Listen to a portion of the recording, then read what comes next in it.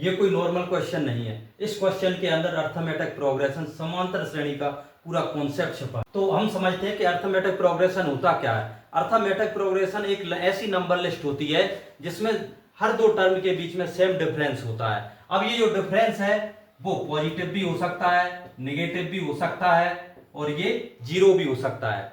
तो आज इस क्वेश्चन से हम समझेंगे कि अर्थमेटिक प्रोग्रेशन कैसे होता है और डी की इसमें क्या वैल्यू होती है। तो हम एक्सरसाइज 5.1 के क्वेश्चन नंबर 1 के सेकंड। अब यहाँ पर सबसे मोस्ट चीज है ये कि शेष हवा का, तो हर बार जो हवा बचेगी उसका बनवाय पूर्त करेगा।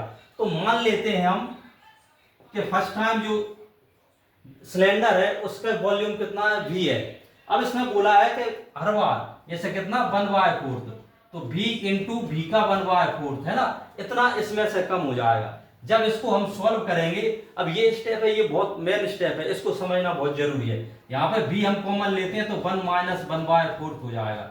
और जब इसको सॉल्व करेंगे तो ये एलसीएम लेके सॉल्व करेंगे तो कितना हो जाएगा, V इंटू 3/4। तो नेक्स्ट स्टेप इसकी कितनी हो जाएगी, 3V/4।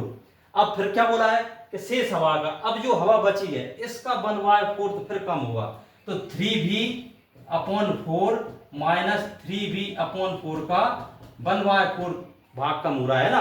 तो यहाँ पे देखिए 3/4 हमने यहां से कॉमन लिया। अब यहाँ पे क्या बचेगा हमारा 1 माइनस 1/4 जो कि हमारा फर्स्ट स्टेप में बचा था, है ना। तो यहां से क्या हो जाएगा 3V/4 इंटू 3/4। तो यहां से देखिए 3/4 इंटू 3/4 यानी कितना हो जाएगा 3/4 का स्क्वायर इंटू V। अब जैसे अब क्या होगा नेक्स्ट स्टेप में कि फिर से इसका 1/4 तो भाग कम होगा, तो नेक्स्ट स्टेप इसकी आ जाएगी 3/4 पर होल क्यूब इंटू V। ऐसे dot dot dot dot dot ये चलता चला जाएगा। अब यहाँ पे क्या है कि अब हमने देखा यहाँ 1/4 तो भाग तो कम हो रहा है, लेकिन हर बार जो शेष हवा बचती है उसका 1/4 कम होता है। तो अब इसका जो कॉमन डिफरेंस है हम कॉमन डिफरेंस निकालेंगे। कॉमन डिफरेंस निकालने की हम इसके क्या होता है, पद जो है टर्म है A1 A2 इसको नाम देते हैं। A1 है V, A2 है 3V/4, A3 है 3/4 का होल स्क्वायर V और A4 है इसका 3/4 की होल क्यूब इंटू V। अब हम यहां से दो टर्म होती है उनके बीच का डिफरेंस निकालते हैं। तो सबसे पहले हम निकालेंगे A2 माइनस A1। अब A2 की वैल्यू यहां पर है 3V/4 माइनस A1 की वैल्यू है V। अब इसको हम यहां साइड में सॉल्व करते हैं 3V/4 माइनस V। अब यहां पे देखिए क्या होगा, एलसीएम लेंगे तो 3V माइनस 4V और यहां पे क्या बचेगा माइनस V/4। तो इनका जो कॉमन डिफरेंस है वो कितना जाएगा माइनस V/4। अब यहां पर भी ये फर्स्ट स्टेप है, वही सबसे ज्यादा समझने वाली चीज है। अब जब इसका आगे हम निकालेंगे A3 minus A2, A3 minus A2 क्या होगा 3/4 पे स्क्वायर V माइनस 3V/4। अब इसको जब हम सॉल्व करेंगे देखिएगा यहाँ पे 3/4 पे whole square V minus 3V/4।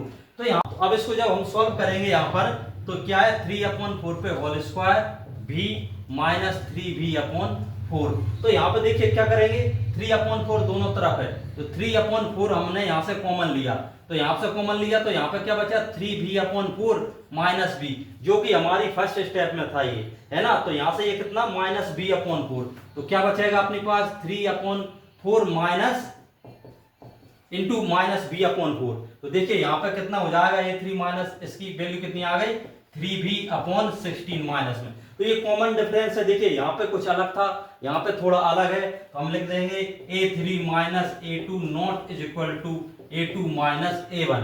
अब यहाँ पे अगर कॉमन डिफरेंस V/4 था, यहाँ भी अगर V/4 होता माइनस में तो ये कॉमन डिफरेंस सेम होता, तो हम बोलते ये अर्थमेटिक प्रोग्रेशन है। अब चूंकि ये बराबर नहीं है तो इसको हम बोलेंगे अर्थमेटिक प्रोग्रेशन नहीं है, तो लिख देंगे अतः यह AP नहीं है।